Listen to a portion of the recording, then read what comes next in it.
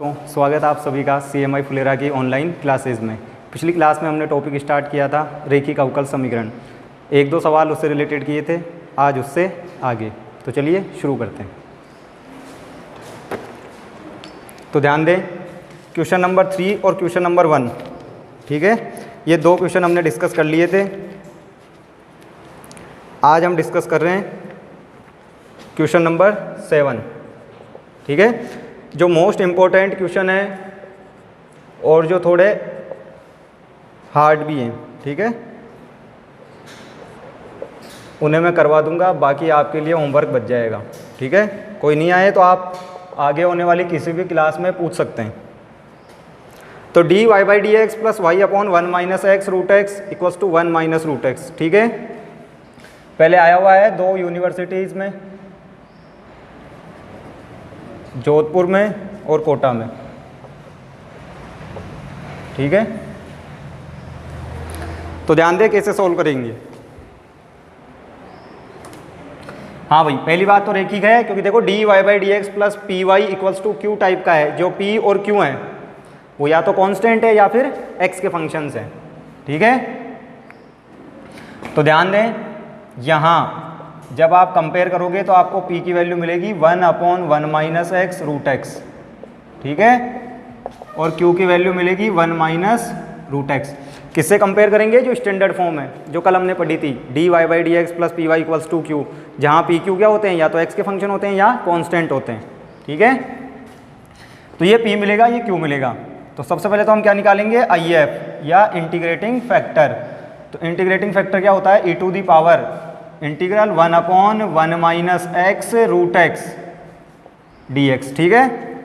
तो ये integral factor होता है e to the power p dx। तो p की जगह है 1 upon 1 minus x root x dx, ठीक है, इस तरीके से। तो अब इस इंटीग्रल को सॉल्व करने के लिए इसको अलग से कंसिडर कर लेता हूँ मैं, कि माना I1 बराबर, क्योंकि नॉर्मली तो ये सॉल्व होने वाला है नहीं, 1 minus x root x dx। तो इसको अलग से सोल्व कर लिया, ठीक है, अलग से ले लिया। तो इसको अब अलग से हल कर देंगे हम। तो देखो कैसे हल करेंगे, कि रूट के अंदर x है और साथ में x भी है। तो मैं क्या करूँगा, देखो इस रूट x वाले टर्म को हटाने के लिए, किसको आप बोलो इक्वेशन 1 और इसको बोल दो इक्वेशन 2, ठीक है। तो माना root of x equals to t square, तो रूट x को टी स्क्वायर ले लो, ठीक है, या t लो, सॉरी रूट x है ना, तो रूट x को t ले लिया हमने, ठीक है। तो यहाँ से x क्या हो जाएगा? T square. तो रूट x ले लिया t, तो x हो गया टी स्क्वायर, और अब करो डेरिवेटिव, तो dx टी स्क्वायर का 2t dt, ठीक है, इस तरीके से। तो इसको बोलो इक्वेशन 3 और ये हो जाएगी इक्वेशन 4। तो समीकरण 3 और समीकरण 4 से मान उठा के रखेंगे किसमें? समीकरण ये 2 में रखने पर, ठीक है, कि 3 और 4 से मान उठा के कहाँ रख रहे हैं? 2 में। तो रखें समीकरण 2 में, तो I1 की वैल्यू मिल जाएगी आपको इंटीग्रल, अब देखें dx की जगह आ जाएगा 2t dt, ठीक है। तो dx की जगह 2t dt, 1 माइनस एक्स, तो x की वैल्यू क्या है? टी स्क्वायर, तो 1 minus t square, root x की जगह t, ठीक है। तो ओवरऑल इस तरीके से। तो ओवरऑल I1 क्या आया कि dx की जगह तो हमने रख दिया 2t dt, ध्यान रहे, x की जगह हमने रख दिया टी स्क्वायर, और रूट एक्स की वैल्यू हमने t अज्यूम करी थी, तो वो t। तो अब यदि आप इसमें देखें इस एक्सप्रेशन में, तो आपको t से t कैंसिल हो जाएगा, ठीक है। तो t से t कैंसिल, तो जब t से t कैंसिल होगा तो I1 आएगा, there implies I1 equals to, तो I1 आएगा, ये जो ऊपर 2 दिख रहा है इसको तो अलग से लिख लिया मैंने बाहर, तो बचा 1 upon 1 minus t square dt। अब ये जो 1 है, इस 1 को लिख लो 1 का स्क्वायर, ताकि इंटीग्रेट कर पाएँ हम। हाँ भाई, 1 upon A square minus x square, तो क्या बोल रहा हूँ मैं? 1 upon A square minus x square. तो इसका इंटीग्रल क्या होता है? आपको याद हो 12th क्लास में फॉर्मूला था 1 अपॉन 2a, तो a की जगह 1 है, तो 1 upon 2a log a plus x upon a minus x, ठीक है। तो ये फॉर्मूला था इंटीग्रल का, किसका? 1 upon A square minus x square type का कोई इंटीग्रल हो तो उसका इंटीग्रल क्या होता है? 1 upon 2a log a plus x upon a minus x. 2 से 2 कैंसिल हो जाएगा, तो आ जाएगा लॉग 1 प्लस टी की वैल्यू वापस से रख देंगे रूट एक्स, ठीक है। तो टी की वैल्यू वापस से रख दी रूट एक्स। तो अब इसको बोलो आप समीकरण 5। तो समीकरण 5 का उपयोग 1 में करेंगे, समीकरण 1 में करने पर, तो समीकरण 5 मतलब I1 की वैल्यू, ठीक है, IF में करेंगे जो कि समीकरण 1 है। तो यहाँ से IF क्या आएगा, ध्यान दे, e टू दी पावर, तो e टू दी पावर ये इंटीग्रल ही तो था।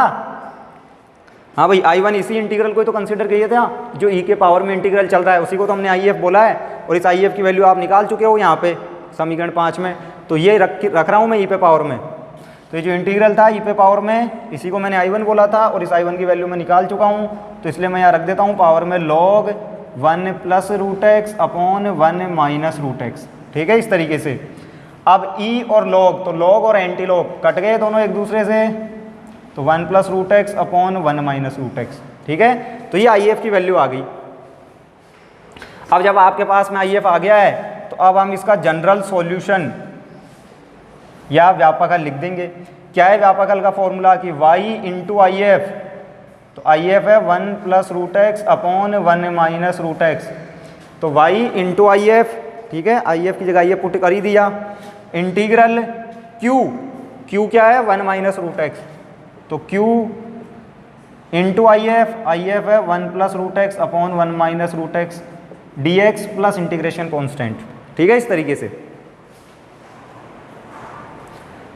तो y इंटू IF बराबर q इंटू IF का इंटीग्रल प्लस c, तो ओवरऑल आंसर आएगा y इंटू में है 1 plus root x upon 1 minus root x, ठीक है। 1 माइनस रूट एक्स से 1 माइनस रूट एक्स कैंसिल, भाई ध्यान रहे, 1 माइनस रूट से 1 माइनस रूट एक्स कैंसिल, ठीक है। तो बचा क्या 1 प्लस रूट एक्स, तो हमारे पास में बचेगा केवल integral 1 plus root x dx, तो यह है y इंटू में 1 plus root x upon 1 minus root x बराबर 1 का इंटीग्रल हो जाएगा x, और रूट एक्स का इंटीग्रल क्या होगा, रूट एक्स मतलब x पे पावर 1/2, तो x पे पावर 1/2 का x पे पावर 3/2 अपॉन 3/2 प्लस c, ठीक है। तो यह है y into 1 plus root x upon 1 minus root x बराबर x प्लस ये 3/2 ऊपर जाएगा तो 2/3, ठीक है, 2/3 x पे पावर 3/2 प्लस c, इस तरीके से। तो ये आंसर आ जाएगा। अब आप चाहो तो इस 1 माइनस रूट एक्स का मल्टीप्लाई उधर भी कर सकते हो, तो सेम ये का ये आंसर मैं इस तरीके से भी लिख सकता हूँ कि y into 1 plus root x बराबर 1 माइनस रूट एक्स का मल्टीप्लाई कर दिया उधर क्रॉस मल्टीप्लाई, तो x प्लस 2/3 x पे पावर 3/2 प्लस c, ठीक है, इस तरीके से भी। तो जैसे भी बुक में लिखा हुआ है उस हिसाब से लिख लें। बाकी करना क्या है, हमको इंटीग्रल सही होना चाहिए हमारा। तो आंसर लिखने के तरीके अनेक हो सकते हैं, ये आपको पहले भी बताया जा चुका है, ठीक है, कि आप c किस तरफ जोड़ रहे हो, log c लिख रहे हो या c/2 लिख रहे हो या जैसा भी, ठीक है। तो यही आंसर दिया हुआ है बुक में, ठीक है, बाकी ऐसे भी लिख सकते हैं। तो नोट कर लें एक बार, फिर इससे अगला क्वेश्चन डिस्कस करते हैं, ठीक है। तो ये था क्वेश्चन नंबर 7। अब ध्यान दें इससे अगला क्वेश्चन,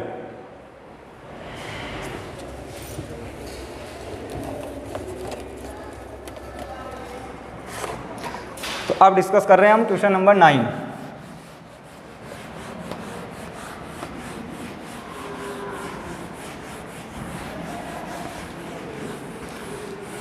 तो इसी के जैसा ही है क्वेश्चन नंबर 9 भी, तो देख लेते हैं एक बार। तो क्या है क्वेश्चन नंबर 9 कि 1 plus y plus x square into y into d x plus x plus x cube d y equals to 0। तो क्या बोल रहा हूँ मैं, 1 plus y plus x square y into d x plus में x plus x cube d y बराबर 0, ठीक है, इस तरीके से। तो सबसे पहले तो क्या करना है, कोई भी क्वेश्चन दिख जाए आपको d y by d x निकालना होता है हमेशा, ठीक है, बाकी सारे काम बाद में। तो पहले d y by d x निकालेंगे, तो ये 1 प्लस वाई प्लस में x square y d x, ठीक है, ये एक तरफ इसको उधर भेजो तो minus of x plus x cube d y, ठीक है। और यहाँ से d y upon d x की वैल्यू निकाल लेंगे कि क्या आ रही है d y upon d x की वैल्यू। तो देखो इस डी एक्स का भाग देना पड़ेगा उधर, तब आएगा d y upon d x, और इस माइनस के एक्स प्लस एक्स क्यूब का भाग लगेगा इधर। तो ये कुछ इस तरीके से आएगा 1 प्लस वाई प्लस में एक्स स्क्वायर वाई, इसमें भाग लग जाएगा इसका minus of x plus x cube का, ठीक है। और इस डी एक्स का भाग उधर लगेगा, तो डी एक्स जो टर्म दिख रही है आपको इसका भाग देंगे डी वाई में, तो d y upon d x, और इस minus of x plus x cube का भाग यहाँ, तो 1 plus y plus x square y में भाग लगेगा minus of x plus x cube का, ठीक है। तो अब ध्यान दें आप, इससे आगे क्या कर सकते हैं कि d y upon d x बराबर, यहाँ से y कॉमन लो आप तो 1 प्लस वाई, तो ये y कॉमन ले लिया, तो y जैसे ही कॉमन लिया आपने तो ये बच गया 1 प्लस एक्स स्क्वायर, ठीक है। और यहाँ माइनस में जो हर है या जो डिनोमिनेटर है उसमें से x कॉमन लो तो यहाँ भी बच जाएगा 1 प्लस एक्स स्क्वायर, ठीक है भाई। और अब आप सेपरेटली डिवाइड कर दो, 1 में अलग से डिवाइड कर दो, तो 1 में अलग से डिवाइड कर देंगे किसका, माइनस का x into 1 plus x square का, और इस y में अलग से डिवाइड कर देंगे, ठीक है। वही किसका, माइनस का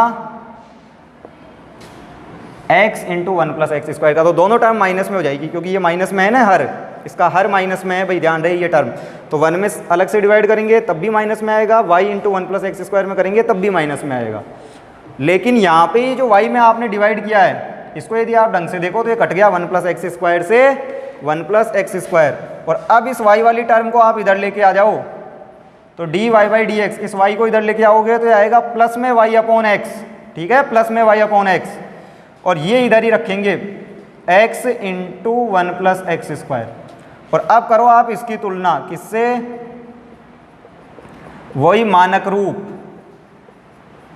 तो क्या है मानक रूप, d y upon d x plus में P y equals to Q से करने पर, तो p और q या तो कांस्टेंट होने चाहिए या फिर फंक्शन ऑफ x। तो यहाँ पे p आप देखोगे तो 1 अपॉन एक्स, और q देखोगे तो माइनस का 1 upon x into 1 plus x square, ठीक है। तो ये फंक्शन ऑफ x है, तो इसका मतलब लीनियर डिफरेंशियल इक्वेशन है, रेखिक अवकल समीकरण है, ठीक है। और यदि रेखिक अवकल समीकरण है तो रेखिक वाले तरीके से सोल्व कर लेंगे इसको। तो देखो कर लेते हैं, तो यहाँ p की वैल्यू है 1/x और q की वैल्यू है माइनस का 1 upon x into 1 plus x square, इस तरीके से। तो p की वैल्यू है 1/x, q की वैल्यू है माइनस का 1 upon x into 1 plus x square. तो सबसे पहले निकाल लेता हूँ IF, तो IF क्या होगा, e to the power p dx। तो p की वैल्यू है 1/x, तो 1/x dx। अब 1/x का इंटीग्रल आसानी से हो जाएगा, 1/x का log x, तो e और log एक दूसरे से हट गए, ठीक है, log एंटी log। तो ओवरऑल IF आया मेरे पास में x, ध्यान रहे भाई IF x। तो अब इसका व्यापक हल या जनरल सॉल्यूशन लिख दिया जाएगा। तो इसका जनरल सॉल्यूशन क्या होगा कि y इंटू IF, तो IF की जगह है x, तो y इंटू IF बराबर इंटीग्रल q, तो q की वैल्यू है माइनस का 1 upon x into 1 plus x square into IF, तो IF की जगह x dx प्लस c, ठीक है। तो देखो x से x कैंसिल, वही दिख रहा है x से x कैंसिल, तो बचेगा क्या, तो बच जाएगा माइनस तो बाहर ले लेंगे, तो 1 upon 1 plus x square d x plus c, ये बच जाएगा। अब 1 अपॉन 1 प्लस एक्स स्क्वायर होता है tan इनवर्स x, तो माइनस का tan inverse x plus c. भाई 1 अपॉन 1 प्लस एक्स स्क्वायर का इंटीग्रल क्या होता है, tan इनवर्स x, तो minus tan inverse x plus c, तो ये हो जाएगा c minus tan inverse x, और इधर है y इंटू एक्स। तो ये व्यापक हल है इसका, ये जनरल सॉल्यूशन है भाई, ध्यान रहे, तो नोट करें। हाँ भाई, अब ध्यान दें, इससे अगला क्वेश्चन नंबर 10, ठीक है। तो बिल्कुल सिंपल सा क्वेश्चन था, बस थोड़ा सा एडजस्ट करना था आपको शुरू में। तो d y by d x plus p y equals to q की फॉर्म में लिखना था बस, उसके बाद तो बिल्कुल आसान था। तो अब डिस्कस कर रहे हैं हम क्वेश्चन नंबर 10। ठीक है। तो क्वेश्चन नंबर 10 क्या है, x square into d y upon d x plus 1 minus 2x into y equals to x square. ये है x square d y by d x plus 1 minus 2x y बराबर x square. तो यदि आप इसको ढंग से देखें तो ये स्टैंडर्ड फॉर्म में नहीं है अभी। एक्स स्क्वायर है d y by d x का कोफिशिएंट या गुणांक। तो मैंने आपको बता रखा है कि d y by d x का जो कोफिशिएंट है वो एक्स स्क्वायर या कोई भी एक्स का फंक्शन हो, हमें एक्स के फंक्शन को क्या करना होता है, डिवाइड करना होता है पूरी टर्म में, पूरी की पूरी डिफरेंशियल इक्वेशन में। क्यों? क्योंकि d y by d x का कोफिशिएंट +1 चाहिए हमेशा। तो यहाँ एक्स स्क्वायर है +1 नहीं है, तो पहले इससे डिवाइड करेंगे। ठीक है, तो क्या बोल रहा हूँ मैं, एक्स स्क्वायर से भाग देने पर, तो देखो भाग, तो ये आएगा d y by d x, तो डिवाइडेड विद एक्स स्क्वायर। ठीक है, तो 1 minus 2x upon x square, और यहाँ है y और बराबर में x square upon x square. ठीक है, तो एक्स स्क्वायर से डिवाइड किया है पूरी की पूरी डिफरेंशियल इक्वेशन को, तो ये हो जाएगा d y upon d x plus, देखो 1/x स्क्वायर, ठीक है, माइनस 1x से 1x कैंसिल, तो आ जाएगा -2/x। तो ध्यान रहे भाई, 1/x स्क्वायर, ठीक है, 1/x स्क्वायर दिख रहा होगा आपको, 1x से 1x कैंसिल, तो 2/x साथ में, इंटू में y चल ही रहा है, और x स्क्वायर से x स्क्वायर कैंसिल हो गया तो 1। ठीक है, तो अब इसका कंपेयर करें स्टैंडर्ड फॉर्म के साथ में, तो मानक रूप के साथ जब आप तुलना करोगे तो आपको दिखेगा p बराबर, तो d y by d x plus p y बराबर q। ठीक है, तो ये तो है p, ठीक है, और ये है q, तो p की जगह तो आपको दिखेगा 1 upon x square minus 2/x, और q की जगह दिखेगा 1। तो अब निकाल लेंगे हम IF, तो IF क्या होता है, e to the power integral 1 p dx, तो e to the power integral p dx, तो p की जगह p की value 1 upon x square minus 2/x dx। तो देखो e to the power 1 upon x square का समाकलन -1/x, बता चुका हूँ पिछली क्लासों में कई बार, कैसे इस x पे पावर 2 को ऊपर लेके जाएंगे तो ये x पे पावर -2, और अब फॉर्मूला लग जाएगा x पे पावर n वाला। ध्यान रहे भाई, क्या होता है x पे पावर n, x पे पावर n+1 अपॉन n+1, वहाँ से आया है 1/x स्क्वायर का -1/x। ठीक है, ध्यान रहे, 2/x का क्या हो जाएगा, 2 log x, भाई 1/x का log x, क्लियर। तो e पे पावर -1/x, अब देखो ये पावर्स अलग अलग कर रहा हूँ क्योंकि ये log हट सकता है ना e से, इसलिए तो e पे पावर -1/x अलग से, और e पे पावर -2 log x अलग से। ठीक है, वही आधार समान है, घाते जुड़ जाएगी, वापस यही टर्म आ जाएगी। ठीक है, तो दोनों को अलग अलग कर लिया। अब अभी डायरेक्टली e और log नहीं हटेंगे, पहले इस -2 को पावर में भेजना पड़ेगा, तो अब वही काम कर रहा हूँ मैं। ठीक है, तो इस -2 का क्या कर रहे हैं, इसको हटा रहे हैं, तो इस -2 को भेजो आप पावर में, तो जो IF है वो मिलेगा आपको e to the power -1/x into e to the power log x पे पावर -2। ठीक है, ये -2 गया पावर में, तो log x पे पावर -2। ठीक है, इस तरीके से।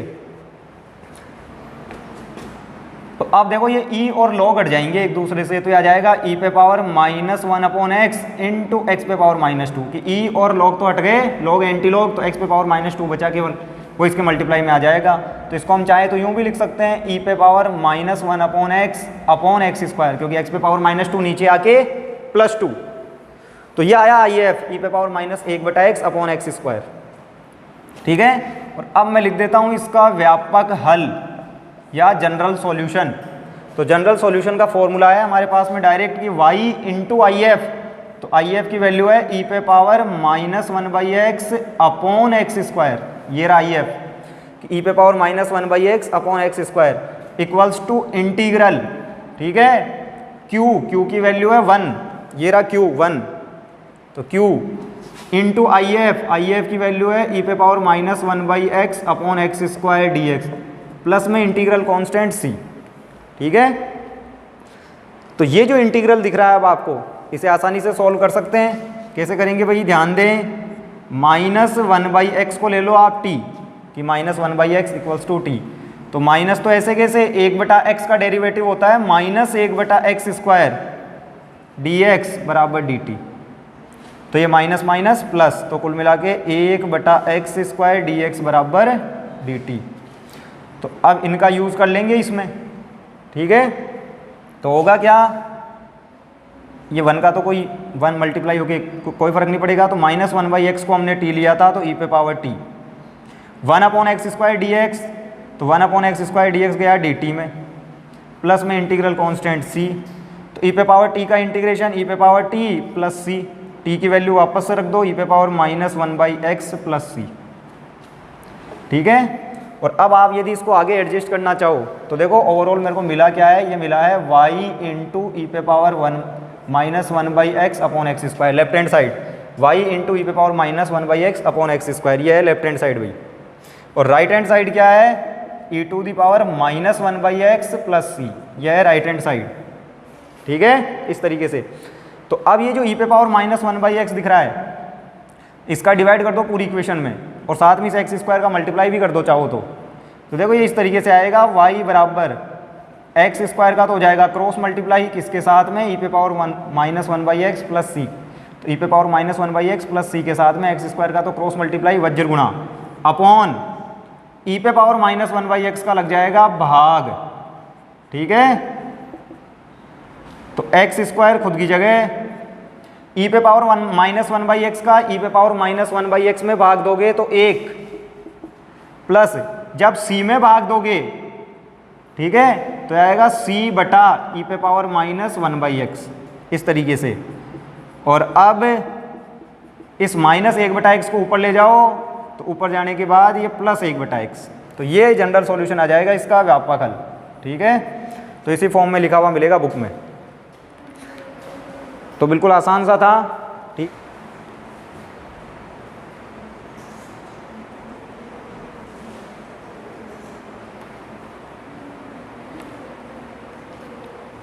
हाँ भाई, अब ध्यान दें क्वेश्चन नंबर 14। तो क्वेश्चन नंबर 14 काफ़ी बढ़िया है, तो इसलिए ढंग से समझे उसे, ये तो आसान से थे, ठीक है। इसके बाद के भी आसान से मिलेंगे आपको 11, 12, 13। तो क्वेश्चन नंबर 14, ठीक है, अब उसकी बात कर रहे हैं हम।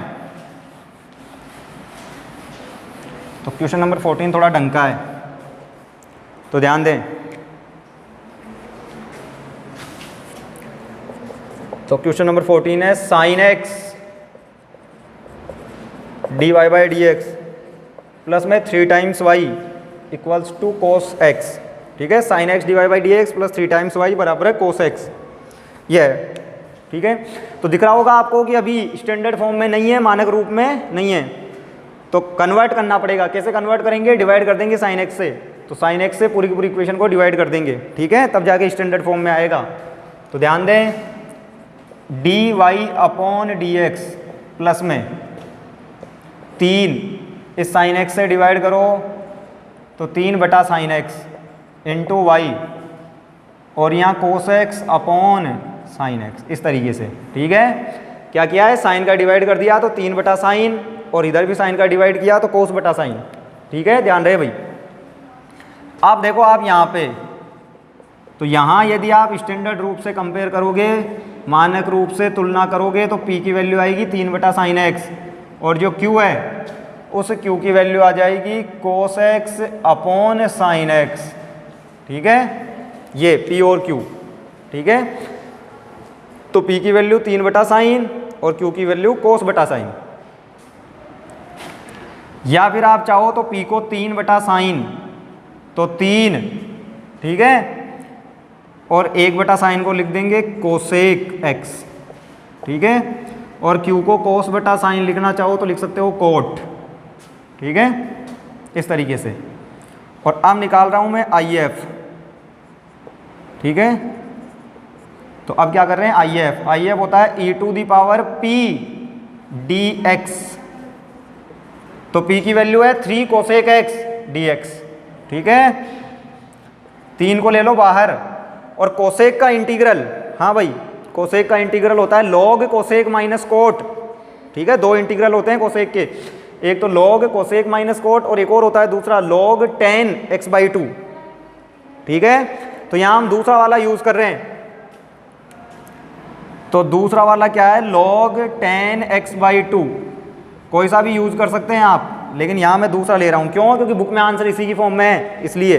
बाकी log कोसेक माइनस कोट भी ले सकते हैं।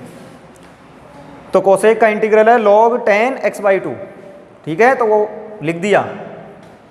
तो अब देखो आप, ये 3 तो चला जाएगा पावर में, तो ये हो जाएगा e⁻ log tan cube x/2, ठीक है। ये 3 पावर में चला गया ना। log की प्रॉपर्टी होती है कि कोई भी यदि वैल्यू आ गया है तो वो पावर में चले जाएगी। log के अंदर जो भी फंक्शन है उसके पावर में चली जाएगी। तो यहाँ log के अंदर 10 था तो उसके पावर में चली गई।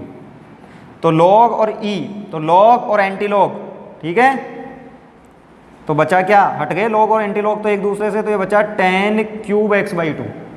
तो IF आया है tan क्यूब x/2, ध्यान रहे भाई, ठीक है। तो ये tan क्यूब x/2 है इस तरीके से, ठीक है, कि tan क्यूब x/2। तो IF आ गया। अब क्या करेंगे, अब इससे आगे कि इसका जनरल सॉल्यूशन लिख देंगे डायरेक्ट। तो ध्यान दें, इसका जनरल सॉल्यूशन व्यापक हल। तो व्यापक हल या जनरल सॉल्यूशन, तो क्या होगा general solution, y into IF। तो y इंटू IF, तो y into tan cube x/2 बराबर इंटीग्रल है कोट x, इंटीग्रल q, IF dx होता है ना, तो इंटीग्रल q की वैल्यू है कोट x इंटू IF, तो IF है tan cube x/2 dx plus में c। तो ध्यान दें, फॉर्मूले में वैल्यू पुट करिए, केवल, और कुछ नहीं किया है भाई, कि y इंटू IF बराबर q इंटू इंटीग्रल, वो IF सॉरी, कि integral q into IF tan cube x/2 dx plus c। केवल ये काम किया है, फॉर्मूले में वैल्यू पुट की है। और अब असली काम स्टार्ट करेंगे कि इसका इंटीग्रेशन कैसे होगा। तो देखो, आपको किसी और तरीके से आता हो तो आप कर लें, मेरे को जिस तरीके से आ रहा है मैं कर रहा हूँ, कि cot x into tan cube x/2, ठीक है। एक इंटीग्रल को सॉल्व करने के अनेक तरीके हो सकते हैं।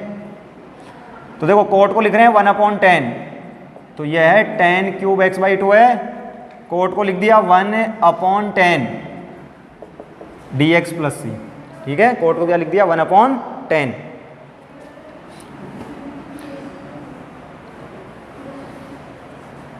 और अब ये tan cube x/2 upon tan x है। तो देखो, ऊपर तो tan क्यूब x/2 है, इसको ऐसे ही रहने दो। ये जो tan x दिख रहा है भैया आपको, यहाँ आइडेंटिटी लगाओ tan 2x वाली। क्या आइडेंटिटी है tan 2x की, या क्या फॉर्मूला है tan 2x का, कि 2 tan x upon 1 minus tan square x, ये वाला, कि tan 2x की आइडेंटिटी होती है 2 tan x upon 1 minus tan square x। तो 2, अब ये tan x है भाई, जितना भी एंगल होता है उसका हाफ हो जाया करता है, ठीक है। तो जितना भी एंगल होता है उसका हाफ हो जाया करता है। तो यहाँ tan 2x है तो इसका हाफ हो जाएगा, तो 2 tan x/2, और अपॉन में आएगा तो वो अपॉन वाली टर्म ऊपर 1 minus tan square x/2 dx plus c, ठीक है। तो क्या बोल रहा हूँ मैं, क्या यूज़ किया है हमने, tan की आइडेंटिटी यूज़ करी है, कि tan 2x बराबर 2 tan x upon 1 minus tan square x, ये वाली आइडेंटिटी यूज़ करी है भाई। तो 2x तो उसका हाफ x, तो मेरे पास में x ही था, क्या बोल रहा हूँ, मेरे पास में x ही था, तो x का हाफ x/2। तो ये जो भी फॉर्मूला है उसके अंदर same to same value put कर देंगे, कि 2x हो तो आता है x, पहले से ही x हो तो आ जाएगा x/2। तो 2 tan x/2 अपॉन में 1 माइनस tan स्क्वायर x/2, तो अपॉन वाली टर्म पलट के ऊपर चली जाएगी, तो 1 माइनस tan स्क्वायर x/2, ठीक है। तो हाफ एंगल आइडेंटिटीज है, जितना भी एंगल हो उसका हाफ कर देना है। 4 होता तो 2 कर दिया करते, ठीक है। तो इस तरीके से, यदि 4 होता तो हम क्या लिख देते, 2। तो अब ध्यान दें, एक tan x/2 से एक tan x/2 कैंसिल, तो देखें, एक tan x/2 से एक tan x/2 कैंसिल, तो यहाँ स्क्वायर बचेगा केवल, ठीक है। तो tan स्क्वायर x/2, तो यहाँ बच गया tan स्क्वायर x/2 इंटू में 1 minus tan square x/2 dx plus c। और अब इससे आगे कैसे सोल्व होगा भाई कि ये जो tan square x by to दिख रहा है ना आपको, और यहाँ भी tan स्क्वायर ही है, ठीक है, ये दो भूल गए हम तो 1/2 भी आ गई, ठीक है। तो tan square x by to है ही, साथ में 1 minus tan square x by to था ही, और आगे 2 भी है, ठीक है, तो 1/2। तो ये जो tan square x by to दिख रहा है भाई, तो 1/2 tan square x by two को क्या लिख देंगे, sec square x by to -1 लिख सकते हैं, कोई दिक्कत नहीं है, क्योंकि आइडेंटिटी है ना भाई, 1 प्लस tan स्क्वायर एक्स बराबर sec स्क्वायर एक्स, इस तरीके से कि 1 प्लस tan स्क्वायर एक्स बराबर sec स्क्वायर एक्स। तो यदि tan स्क्वायर की वैल्यू निकालूं तो sec स्क्वायर -1, तो वही तो क्या है, tan स्क्वायर की जगह sec स्क्वायर -1। तो इस पूरे क्वेश्चन में केवल ये एक इंटीग्रल ही है जिसे हमें थोड़ा ढंग से सोल्व करना है, बाकी ज़्यादा कुछ नहीं है। तो इस tan स्क्वायर की जगह हमने लिख दिया sec square x by to -1, ये 1 minus tan square x by to साथ में चल ही रहा है, अपॉन में 1/2 आगे लिख ही दिया। अब करो सबको अलग अलग मल्टीप्लाई, तो देखो कितने इंटीग्रल हो जाएंगे टोटल, तो 1/2, ठीक है। तो इंटीग्रल, तो पहला इंटीग्रल होगा sec square x by two into 1, तो sec square x by two into 1 dx, तो एक इंटीग्रल तो ये, minus sec square x by two into tan square x by two, तो minus sec square x by two into tan square x by two, ठीक है, dx। एक इंटीग्रल ये,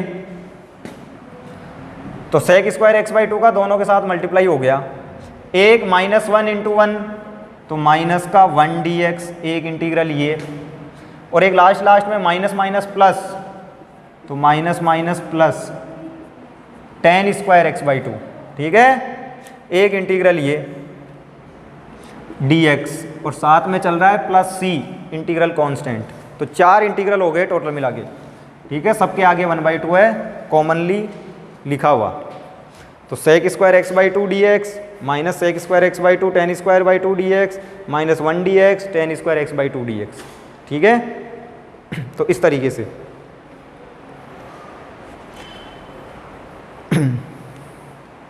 तो नोट करें एक बार। अच्छा, इसी में ही एक काम और कर सकते हैं, 1/2 ये sec square x by to dx है ही, इसको भी रहने दो, sec square x by to tan square x by to dx minus 1 dx। ये जो tan स्क्वायर दिख रहा है भाई, इस tan स्क्वायर को वापस से लिख लो आप sec square x by to -1 dx, क्योंकि इसका इंटीग्रल भी तो करना है, तो tan स्क्वायर का इंटीग्रल थोड़ी होगा direct, sec square x by to -1 लिखा है इसको, ठीक है। अब हो जाएगा इसका, अब जितने भी फंक्शन दिख रहे हैं ना उन सबका इंटीग्रल हो जाएगा। अब कोई ऐसा नहीं है जिसका इंटीग्रल नहीं हो, sec square x by two का भी हो जाएगा, इसमें tan को t मानेंगे, इसका भी हो जाएगा, यहाँ 1 का हो जाएगा, यहाँ sec square x by two का हो जाएगा, 1 का हो जाएगा, तो अब सबका इंटीग्रल हो जाएगा। इसलिए उस tan स्क्वायर को sec square x by to -1 लिखा है, ठीक है।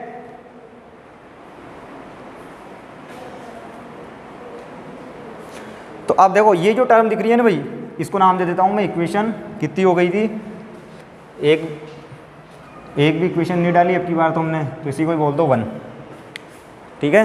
तो इस इंटीग्रल को सोल्व कर लेता हूँ केवल, ठीक है, क्योंकि बाकी तो डायरेक्ट कर लेंगे ना, तो इसको अलग से सोल्व कर लेता हूँ एक में, ठीक है। तो यहाँ माना I1 बराबर, तो ये जो इंटीग्रल है sec square x by to tan square x by to dx, तो ये sec square x by to tan square x by to dx, वैसे तो नॉर्मल सा है, कर सकते हैं आप बिना t के हेल्प के भी, ठीक है, लेकिन फिर भी देख लें एक बार कि माना tan x बाई टू बराबर t, ठीक है, कि tan x बाई टू बराबर t, तो tan का derivative sec square x by to, फिर x बाई टू का dx बाई टू, और इधर t का dt, क्लियर है।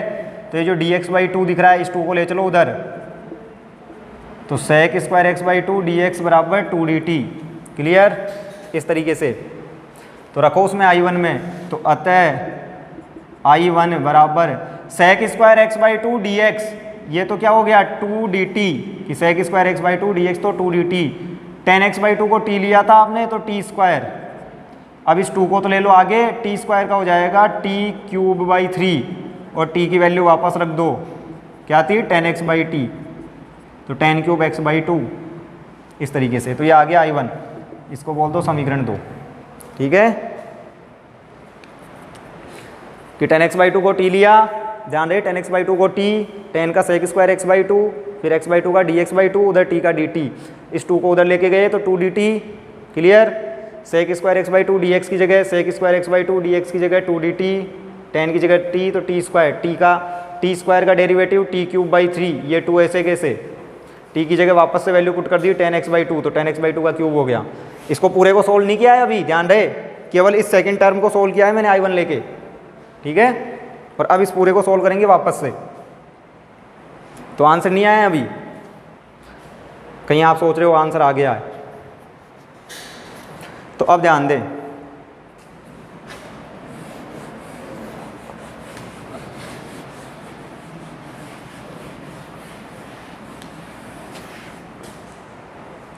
तो अब देखें समीकरण,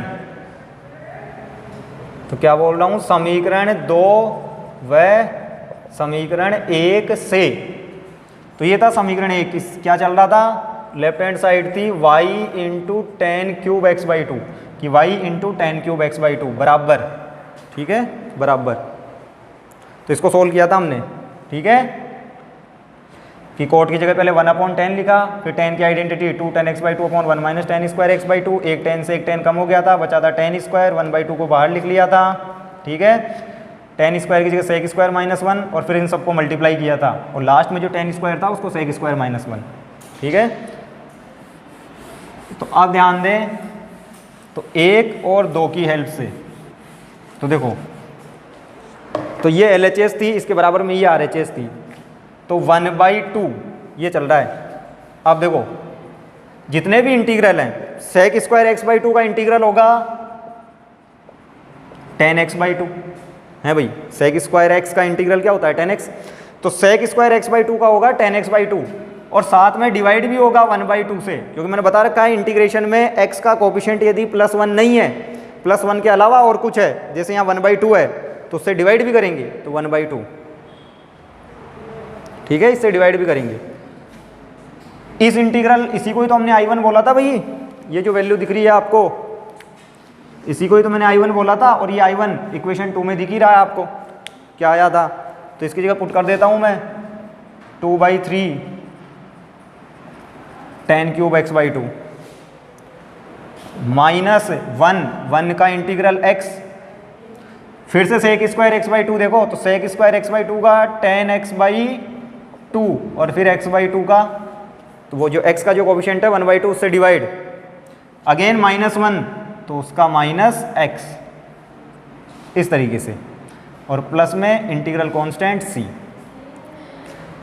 तो अब यदि आप देखें तो ये 1/2 ऊपर जाएगा तो ये हो जाएगा 2 कि भाई 2 पलट के ऊपर चला जाएगा ना, तो 2 10x by 2 minus 2/3 10 cube x by 2, ठीक है, माइनस में x और x 2x, ठीक है, माइनस में x और x 2x, प्लस में ये 2 भी ऊपर जाएगा तो 2 10 x बाई 2 प्लस c, ठीक है, ध्यान रहे। अब ऐड कर लो, तो एक चीज़ तो यदि आप देखें ना भाई, तो 2 कॉमन आके इस 2 से कट जाएगा, तो ये इस तरीके से आएगा, तो 2 कॉमन आके कट गया, तो 10x by 2 minus 1/3 10 cube x by 2 minus x,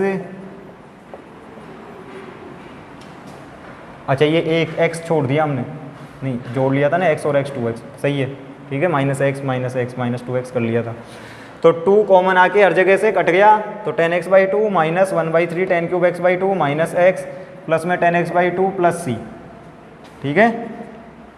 तो ये जो माइनस वाली टर्म है इसको इधर ले आओ, क्योंकि 10 क्यूब यहाँ भी 10 क्यूब ही है, ठीक है भाई, तो y into 10 cube x by 2 और ये -1/3 इधर आके +1/3 tan³ x/2, ठीक है, क्योंकि tan³ इधर भी tan³ इसलिए tan x/2 तो ये हो गया 2 tan x/2, डबल हो जाएगा जुड़ के tan x/2 2 tan x/2, minus में x चल ही रहा है प्लस में c। अब इन दोनों में से क्या कॉमन है, tan³ तो tan³ कॉमन है, देखो tan³ कॉमन, तो यहाँ y + 1/3 तो tan x³ कॉमन लिया है भाई, tan³ तो y + 1/3 कॉमन, ठीक है, tan x³ जैसे ही कॉमन लिया तो यहाँ y बचा, यहाँ +1/3, यहाँ साइड में चल ही रहा है 2 tan x/2 - x + c, तो ये इसका जनरल सॉल्यूशन है या व्यापक हल है, तो इसी फॉर्म में आंसर लिखा हुआ है बुक में, ठीक है, तो नोट करें एक बार।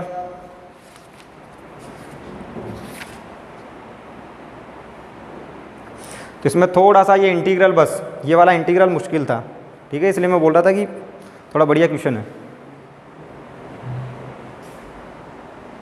अब ध्यान दें इससे आगे, ठीक है, तो अब इससे आगे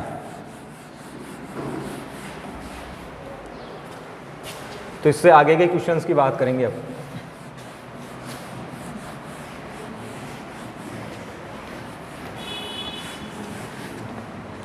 तो क्या है क्वेश्चन नंबर 16, ठीक है, हालांकि है सिंपल सा मतलब, लेकिन इसमें थोड़ा सा प्रोसीजर उल्टा है।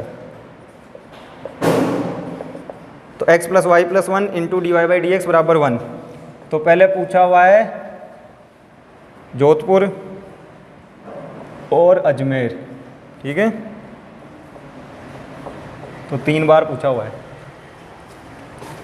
तो ध्यान दे, वही आपको बता रखा है कि सबसे पहले तो आप क्या करोगे, dy/dx की वैल्यू निकालोगे, तो आ जाएगी 1 डिवाइड करो इससे x + y + 1, तो 1/x + y + 1, ठीक है, dy/dx।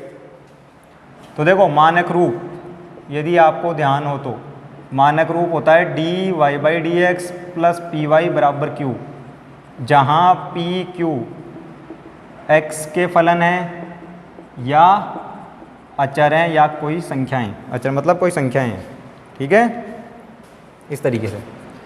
तो ये इस फॉर्म में है क्या भाई, इस वाले फॉर्म में आप देखोगे तो नहीं दिखेगा, नहीं है, क्योंकि इस फॉर्म की खास बात क्या है कि y ऊपर होना चाहिए, ठीक है, कि dy/dx + py इस टाइप से, तो यहाँ y ऊपर है ही नहीं, y तो नीचे है, ठीक है, तो ये इस फॉर्मेट में नहीं है, ठीक है। तो जब इस फॉर्मेट में नहीं है तो दूसरे वाले फॉर्मेट में, एक दूसरा फॉर्मेट भी होता है इसी में सेम, किस फॉर्मेट में कि dx/dy प्लस में px = q, जहाँ pq y के फलन है, जस्ट इसका उल्टा, या अचर है, कोई संख्याएं हैं, ठीक है, इस तरीके से। तो इस वाले फॉर्मेट में होगा ये, क्योंकि होगा क्या, x और y आपस में इंटरचेंज हो जाते हैं कि यहाँ पे x इंडिपेंडेंट वेरिएबल स्वतंत्र चर और y डिपेंडेंट वेरिएबल परतंत्र चर, ठीक है, जबकि इसमें क्या है, y इंडिपेंडेंट वेरिएबल स्वतंत्र चर और x डिपेंडेंट वेरिएबल परतंत्र चर। तो यहाँ y x पे निर्भर कर रहा होता है, जबकि इसमें उल्टा, इसमें x y पे निर्भर कर रहा होता है, ठीक है। तो ये इस वाले फॉर्मेट में है, यदि आपको इस फॉर्मेट में नहीं दिख रहा है कोई dy/dx + py = q टाइप का नहीं दिख रहा है, तो आप इस फॉर्मेट को चेक करो, क्या इस फॉर्मेट में तो नहीं है, ठीक है। तो ये अभी पहले वाले फॉर्मेट में नहीं है, दिख गया मेरे को y ऊपर होना चाहिए जबकि y नीचे है, तो मैं क्या करूँगा, अब ये जो दूसरा वाला फॉर्मेट है इसको चेक करूँगा, तो इसको पलट दो, तो dx/dy, ठीक है, इसको पलटोगे तो ये ऊपर चला जाएगा x + y + 1, और अब इस x को इधर ले आओ आप, तो इस x को जैसे इधर लाओगे -x और इधर बच जाएगा y + 1।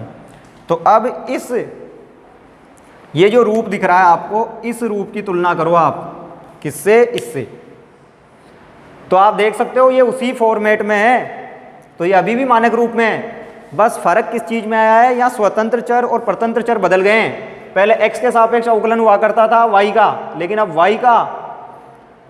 y के सापेक्ष अवकलन हो रहा है किसका, x का, तो अब x का अवकलन हो रहा है y के सापेक्ष, ठीक है, x का अवकलन हो रहा है y के सापेक्ष।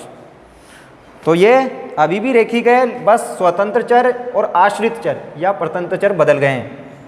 तो इसकी तुलना तो ये दूसरे वाले मानक रूप में है, इसकी तुलना मानक रूप तो dx अपॉन dy प्लस में px बराबर q से करने पर, ठीक है।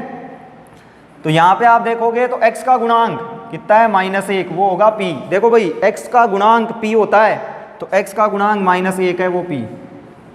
q क्या होता है, बराबर में क्या लिखा हुआ है, तो बराबर में y+1, ठीक है। उस फॉर्मेट में यही ना कि पी क्यू क्या होने चाहिए, y के फलन या कांस्टेंट, तो पी क्यू वाई का फलन, तो देखो क्यू वाई का फलन है और p कांस्टेंट है -1, तो पी क्यू वाई के फलन होने चाहिए या कांस्टेंट अचर, तो p तो अचर है, कांस्टेंट है -1, संख्या है कोई, और ये y का फलन दिख ही रहा है, ठीक है। तो सारे जो भी सोल्व करने का तरीका था हमारा वो सब उल्टा हो जाएगा कि पहले IF हुआ करता था e पे पावर p dx, क्यों, क्योंकि x के सापेक्ष अवकलन हुआ करता था इसमें। अब हो जाएगा e पे पावर p dy, क्योंकि यहाँ y के सापेक्ष अवकलन है तो p dy, तो e पे पावर -1 का अवकलन हो जाएगा y के सापेक्ष -y, तो -1 का y के सापेक्ष अवकलन -y, तो ये आ गया IF। अब लिख देंगे इसका व्यापक हल, ठीक है। तो व्यापक हल वहां पे कैसे लिखते थे भाई, y इंटू IF, तो यहाँ पे x इंटू IF, ठीक है, x इंटू IF, तो x इंटू IF बराबर q, तो q की जगह y+1 है ही, तो q इंटू IF dx, लेकिन यहाँ dy क्योंकि y के सापेक्ष था अवकलन प्लस c, तो वहाँ लिखते थे y इंटू IF बराबर q into IF dx plus c, तो यहाँ उसका उल्टा कि x इंटू IF बराबर q into IF dy plus c, ठीक है। तो पूरा काम उल्टा हो गया है कि x की जगह y आ गया है, y की जगह x आ गया है, तो यही तो है कि y की जगह x आया है और x की जगह y आया है, तो हमने भी पूरा काम उल्टा कर दिया, ठीक है। हाँ भाई, ये इंटीग्रल किससे सोल्व होगा, खंडस विधि से, ठीक है, इंटीग्रेशन बाई पार्ट्स। तो ये y+1 यदि मैं आइलेट के हिसाब से देखूं तो y+1 है एलजेब्राइक फंक्शन, तो ये पहला फंक्शन, और ये है e पे पावर -y दूसरा फंक्शन, ठीक है। तो ये दूसरा फंक्शन, तो ये पहला है ये दूसरा है, ठीक है, इस तरीके से। तो करो इंटीग्रेट, तो देखिए जब आप इंटीग्रेट करेंगे तो खंडस विधि में क्या करते हैं भाई, पहला फंक्शन ऐसे के ऐसे इनटू दूसरे का इंटीग्रेशन, ठीक है, कि पहला फंक्शन ऐसे कैसे दूसरे का इंटीग्रेशन माइनस पहले का डिफरेंशिएशन, तो y+1 का डिफरेंशिएशन y के रेस्पेक्ट में ही होगा, इनटू दूसरे का इंटीग्रेशन, तो पहले का डिफरेंशिएशन इनटू दूसरे का इंटीग्रेशन, ठीक है। तो इनटू में दूसरे का इंटीग्रेशन, तो इनटू में दूसरे फंक्शन का इंटीग्रेशन, तो पहले का डेरिवेटिव दूसरे का इंटीग्रेशन, और फिर ये जो प्रोडक्ट है इस पूरे का इंटीग्रेशन।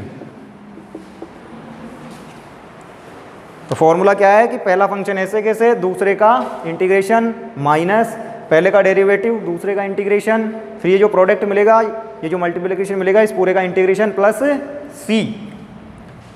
अब क्या होगा कि e पे पावर -y का इंटीग्रल माइनस ऑफ e पे पावर -y, ध्यान रहे भाई, y का डेरिवेटिव 1 और 1 का 0, e पे पावर -y का इंटीग्रल माइनस e पे power -y dy plus c, तो माइनस ऑफ e पे पावर -y इंटू y+1 है ही, यहाँ माइनस माइनस प्लस हो गया, और अब ये हो गया e पे power -y dy plus c, 1 से मल्टीप्लाई हो गया, कोई फर्क नहीं पड़ेगा, तो e पे power -y minus into y+1, e पे पावर -y का again integration minus of e पे power -y plus c, common ले लो e पे पावर -y दोनों तरफ से, भाई इन दोनों पदों में से e पे पावर -y कॉमन लिया है, तो e पे पावर -y कॉमन ले लिया दोनों पदों में से, तो यहाँ बचेगा माइनस का y माइनस का 1 और यहाँ भी माइनस का 1, ये जो माइनस था ना इसको अंदर मल्टीप्लाई करवा दिया हमने, प्लस c, और देखो LHS क्या है x इंटू ई पे पावर -y, तो x इंटू ई पे पावर -y, ये है LHS। तो दिख रहा है e पे पावर -y e पे पावर -y, तो इस e पे पावर -y को डिवाइड कर दो, पूरी इस RHS में डिवाइड कर दो, तो यहाँ तो हट जाएगा e पे पावर -y, और यहाँ बचेगा क्या माइनस का y माइनस का 2, और इस c में भी डिवाइड होगा e पे पावर माइनस वाई का, तो c के भाग में जाएगा लेकिन पलट के ऊपर चला जाएगा और हो जाएगा e पे पावर प्लस वाई। तो ये आंसर आ जाएगा। ठीक है, इस तरीके से कि c में भी भाग लगेगा e पे पावर माइनस वाई का, c में भी भाग लगेगा लेकिन वो पलट के ऊपर चला जाएगा और e पे पावर प्लस वाई। ठीक है, तो ये आंसर है। ठीक है, क्वेश्चन नंबर 16। तो ऐसा भी मिल सकता है आपको। तो जनरली यदि आप 10 सवाल करोगे तो एक सवाल ऐसा होगा जो उल्टा हो, dx अपॉन dy की फॉर्म में दिखे। ठीक है, तो नोट करें।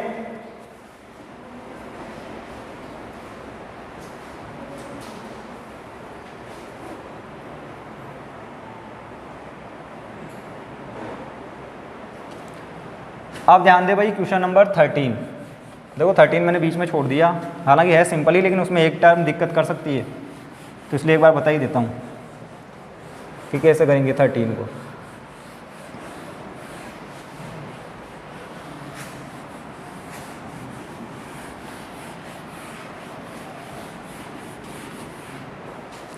तो ध्यान दें, क्वेश्चन नंबर 13। तो क्या है 13? dy अपॉन dx प्लस में y बराबर x पे पावर माइनस 2, ये है। यदि आप इसको देखें तो ये डायरेक्ट ही आपको स्टैंडर्ड फॉर्म में दिखेगा। ठीक है, कोई दिक्कत नहीं है इसमें। dy by d x plus p y बराबर क्यू टाइप का है, जहाँ p और q या तो कांस्टेंट हो या x के फंक्शन हो। तो ये x का फंक्शन है और यहाँ 1 है, तो p की जगह देखो तो पी वाई, तो p की जगह 1 है, q की जगह देखो तो x पे पावर माइनस 2। तो dy by d x plus p y बराबर क्यू टाइप से है, कोई दिक्कत नहीं है। p और q x के फंक्शन हो या कांस्टेंट हो, तो p 1 है, q x पे पावर माइनस 2 है, तो x के फंक्शन है या फिर कांस्टेंट है। तो IF निकाल लेते हैं। तो IF निकालेंगे तो e पे पावर p dx, तो 1 का इंटीग्रेशन x, क्लियर। और अब लिख दूंगा मैं डायरेक्ट जनरल सॉल्यूशन या व्यापक हल। तो क्या होगा भाई व्यापक हल? y इंटू आई एफ, तो आई एफ की जगह e पे पावर x, इंटीग्रल q, तो q है x पे power minus 2, into I F है e पे power x dx plus c। और अब यदि आप इस इंटीग्रल को देखो x पे पावर माइनस 2 e पे पावर x को देखो, तो ये वापस से खंडस विधि से होने वाला है। तो इसमें यदि आप आईलेट लगाना चाहो ना भाई, आईलेट के हिसाब से यदि हम देखें, अधिकतर बार हम इसी के हिसाब से फर्स्ट सेकंड फंक्शन अज्यूम करते हैं, लेकिन इसके हिसाब से यदि मैं देखूँ ना तो फर्स्ट ये होना चाहिए क्योंकि ये अलजेब्राइक है। ठीक है, रेशनल फंक्शन है एक, x पे पावर माइनस 2 का मतलब क्या है 1 अपॉन एक्स स्क्वायर, ये तो एक रेशनल फंक्शन है। ठीक है, परिमेय फलन। तो e तो सबसे लास्ट में आता है एक्सपोनेंशियल, तो e तो सबसे लास्ट में है एक्सपोनेंशियल, तो e के साथ में कोई भी हो हमेशा e सेकेंड ही बनेगा। ठीक है, बाकी पहला ही होगा। लेकिन अब देखो यदि आप इसको फर्स्ट फंक्शन अज्यूम करते हो तो इसमें दिक्कत है। इसको फर्स्ट फंक्शन अज्यूम करने से होगा क्या कि ये x पे पावर माइनस 2 है। हम करते क्या है बेसिकली कि फर्स्ट फंक्शन को ऐसे कैसे रख देते हैं, सेकंड का इंटीग्रेशन करते हैं, तो e पे पावर x का इंटीग्रेशन e पे पावर x माइनस फर्स्ट को डिफ्रेंशिएट करते हैं। तो जब आप इसको डिफ्रेंशिएट करोगे x पे पावर n से, तो n x पे पावर n माइनस 1, फिर सेकंड का इंटीग्रल और फिर पूरे का इंटीग्रल प्लस c। यही तो है खंडस विधि से जब हम क्वेश्चन सोल्व करते हैं इंटीग्रेशन बाय पार्ट्स की। पहला फंक्शन ऐसे कैसे, दूसरे का इंटीग्रेशन तो e पे पावर x का इंटीग्रेशन e पे पावर x, फर्स्ट का डेरिवेटिव तो x पे पावर माइनस 2 का अवकलन n x पे पावर n माइनस 1 वाले फॉर्मूले से कर दिया। सेकंड का इंटीग्रेशन तो e पे पावर x का इंटीग्रेशन e पे पावर x ही होगा, फिर पूरे का इंटीग्रेशन किए, जो भी प्रोडक्ट मिलता है, जो भी गुणा मिलता है, उस पूरे का इंटीग्रेशन प्लस c। तो आप देखोगे ना तो ये जो इंटीग्रल था ये सॉल्व नहीं हुआ है और कॉम्प्लिकेटेड हो गया है, क्योंकि यहाँ पहले पावर माइनस 2 ही थी, अब माइनस 3 हो गई है। ठीक है ना, तो यदि हम उस लॉजिक के हिसाब से चलें और इसको फर्स्ट फंक्शन लें और इसको सेकंड लें तो ये इंटीग्रल सॉल्व ही नहीं होगा कभी, ये पावर ज़्यादा से ज़्यादा नेगेटिव में जाती जाएगी। अब इसमें आप वापस इसको फर्स्ट सेकंड लो तो ये -4 हो जाएगा अगली टर्म में। ठीक है, तो यहाँ पे उसके हिसाब से नहीं चल रहे। ठीक है, तो इस पावर को रिड्यूस करने के लिए, कम करने के लिए हम उल्टा अज्यूम कर रहे हैं कि इसको बोल देते हैं फर्स्ट, इसको बोल देंगे सेकंड। ठीक है, तो इस तरीके से सोल्व करेंगे इसको। तो अब फर्स्ट फंक्शन ऐसे कैसे, सेकंड का इंटीग्रल तो x पे पावर -2 का -2 + 1 अपॉन -2 + 1, ठीक है, माइनस फर्स्ट का डेरिवेटिव तो e पे पावर x का अवकलन e पे पावर x, सेकंड का इंटीग्रल तो x पे पावर -2 का इंटीग्रल -2 + 1 अपॉन -2 + 1, फिर ये जो गुणा आया है, ये जो प्रोडक्ट है इस पूरे का इंटीग्रल प्लस c, ठीक है। तो फर्स्ट फंक्शन ऐसे कैसे, सेकंड का इंटीग्रल माइनस फर्स्ट का डेरिवेटिव सेकंड का इंटीग्रल, फिर ये जो प्रोडक्ट है इस पूरे का इंटीग्रल प्लस c। तो अब यदि आप देखें तो e पे पावर x -2 और 1 -1 अपॉन में भी -1, -2 और 1 -1 अपॉन में भी -1, तो ये माइनस और ये माइनस प्लस dx + c, ठीक है। तो ये माइनस आगे लिख लेंगे तो हो जाएगा -(x इनवर्स e पे पावर x प्लस में इंटीग्रल e पे power x inverse plus c, और LHS क्या है y × e पे पावर x। तो ये आंसर आएगा इसका, ठीक है। अब ये जो इंटीग्रल दिख रहा है ना भाई, कौन सा वाला इंटीग्रल, x पे पावर -1 × e पे पावर x, तो x पे पावर -1 × e पे पावर x, ठीक है। तो इसको सॉल्व नहीं कर सकते आगे, तो इसलिए बुक में भी आपको आंसर इसी फॉर्म में लिखा हुआ मिलेगा। तो इस इंटीग्रल को आगे सॉल्व नहीं कर सकते तो यहीं छोड़ देंगे, तो बुक में भी आंसर ऐसे ही मिलेगा, सेम, ध्यान रहे, ठीक है। अब ध्यान दें क्वेश्चन नंबर 18,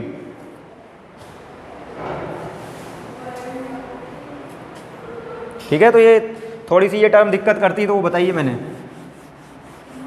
कि ऐसा क्यों किया है।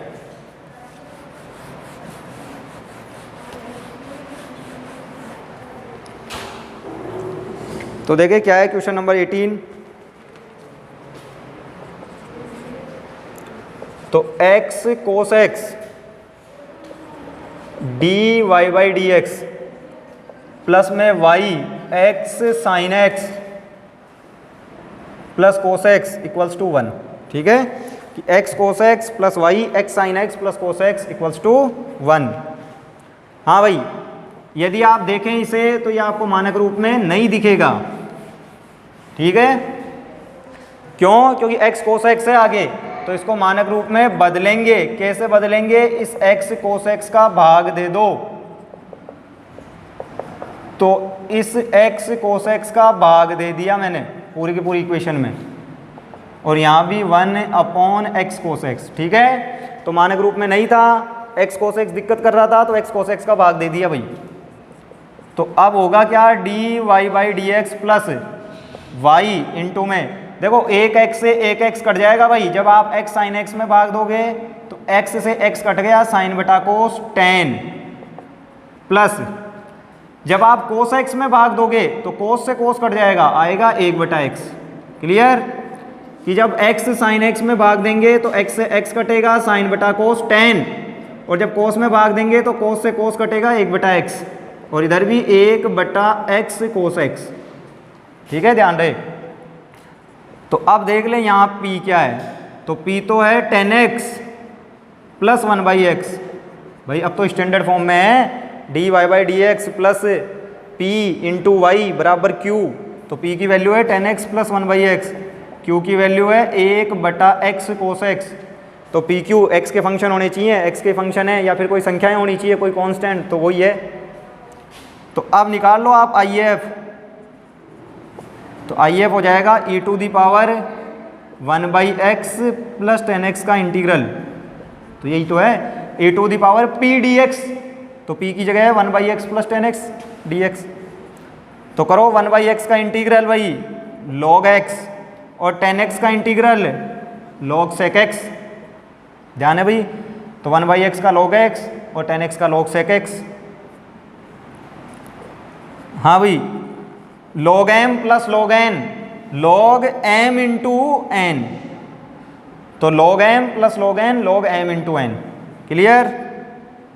और अब log और e दोनों एक दूसरे से हट गए, तो ओवरऑल IF आया x sec x, तो आ गया IF x sec x। तो अब जनरल सॉल्यूशन भी आ जाएगा, ठीक है। तो जनरल सॉल्यूशन क्या होगा, y इंटू IF, तो y into x sec x, तो y इंटू IF, तो y into x sec x बराबर q, तो तो Q है बराबर में Q 1/x cos x, तो ये Q इंटू आई एफ, तो आई एफ है x sec x, फिर इसका इंटीग्रेशन प्लस c, तो Q इंटू आई एफ का इंटीग्रल प्लस c, तो Q था 1/x cos x, I F था x sec x, तो इसका इंटीग्रल करेंगे प्लस c।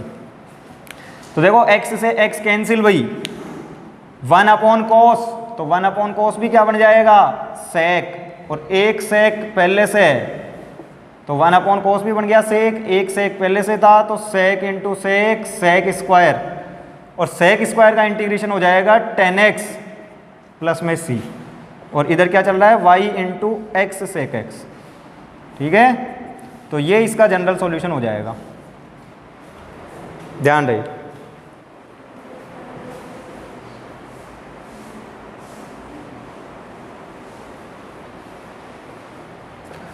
तो नोट करें इसे, और फिर इस प्रश्नावली का भी लास्ट सवाल है और आज की क्लास का भी। ठीक है,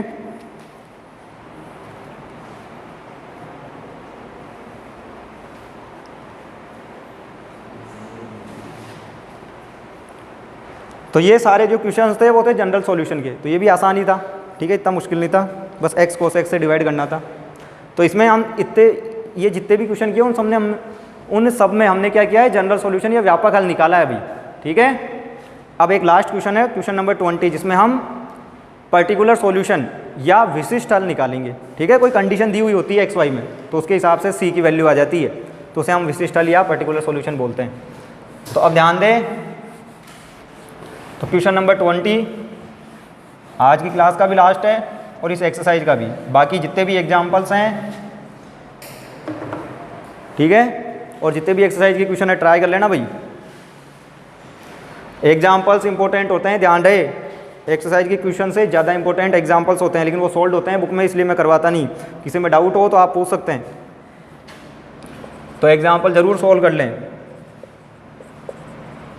तो dy by d x plus में 2x/1 + x² y बराबर 1/1 + x² का होल स्क्वायर। ठीक है, कंडीशन दी हुई है y बराबर 0 तो x बराबर 1। ठीक है, तो ये क्वेश्चन है। अब यदि आप इसको ढंग से देखें तो आपको कुछ करने की ज़रूरत ही नहीं है, पहले से ही स्टैंडर्ड फॉर्म में है, ये मानक रूप में ही दिया हुआ है आपको। ठीक है, आपको कुछ नहीं करना है, मानक रूप में है ये ऑलरेडी। तो यहाँ यदि मैं बात करूँ p, तो p है 2x/1 + x², तो 2x/1 + x²। q है 1/1 + x² का होल स्क्वायर। ठीक है, तो p की वैल्यू है 2x/1 + x², q की वैल्यू है 1/1 + x² का होल स्क्वायर, तो ये pq। तो निकालें IF, तो IF integrating factor e⁻p dx, तो p की वैल्यू है 2x/1 + x² dx, तो e⁻p dx। ठीक है, हाँ भाई, इसको सोल्व कैसे करेंगे, यहाँ पे ले लो आप 1 + x² को t, तो माना 1 + x² बराबर t, तो x² का इंटीग्रल 2x dx, 1 का 0 हो गया dt, तो इसके रिगार्डिंग हो जाएगा क्या, 2x dx की जगह तो dt, 1 + x² की जगह t, तो 1/t का log t, तो 1/t का इंटीग्रल log t। तो अब log और e⁻ एक दूसरे से कैंसिल, तो यह आएगा t।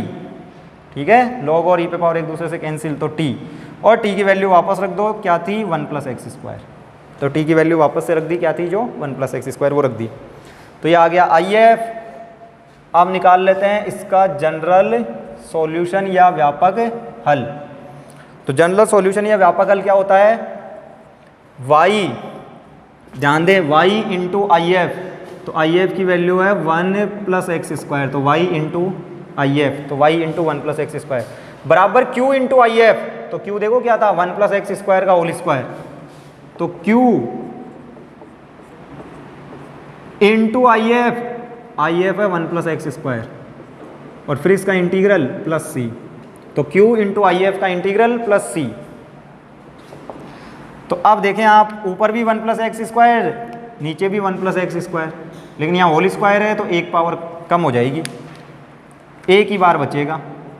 तो 1/1 + x² dx प्लस सी, और 1/1 + x² भाई 1/1 + x², किसका इंटीग्रल tan इनवर्स x का प्लस सी। ठीक है, तो ये आ गया जनरल सॉल्यूशन। तो यदि हमसे जनरल सॉल्यूशन पूछता, व्यापक हल पूछता, जैसा कि इतनी देर कर रहा था कि व्यापक हल ही पूछ रहा था, जनरल सॉल्यूशन ही, तो यहीं छोड़ देते हम, यहाँ आंसर सही है हमारा, कोई दिक्कत नहीं है। यदि व्यापक हल पूछता या जनरल सॉल्यूशन पूछता तो, लेकिन पूछा विशिष्ट हल है, पर्टिकुलर सॉल्यूशन, तो अब सी की वैल्यू भी निकालनी पड़ेगी। ठीक है, तो सी की वैल्यू निकालेंगे कैसे, ये कंडीशन पुट करके। तो x बराबर 1 पर y बराबर 0, तो रख दो x की जगह 1, y की जगह 0, तो y की जगह 0, x की जगह 1, यहाँ भी x की जगह 1 है, y की जगह 0। तो देखो ये टर्म तो 0, tan इनवर्स 1 होता है π/4 प्लस c, तो c की वैल्यू π/4 इधर आएगा तो माइनस π/4। तो यह है c का मान। ठीक है, समीकरण 1 में रखने पर, तो समीकरण 1 ये जनरल सॉल्यूशन जहाँ लिखा हुआ है ना उसको बोल दो 1, तो ये सी का मान उठा के रख दो वहाँ। तो जैसे आप रखोगे तो आएगा y × 1 + x² बराबर tan इनवर्स x। ठीक है, और c की जगह रख दिया -π/4, तो ये आंसर आ जाएगा। इसे बोलेंगे विशिष्ट हल या पर्टिकुलर सॉल्यूशन। ठीक है, तो जब भी विशिष्ट हल पूछे तो इस तरीके से निकालना है। ठीक है, तो नोट करें।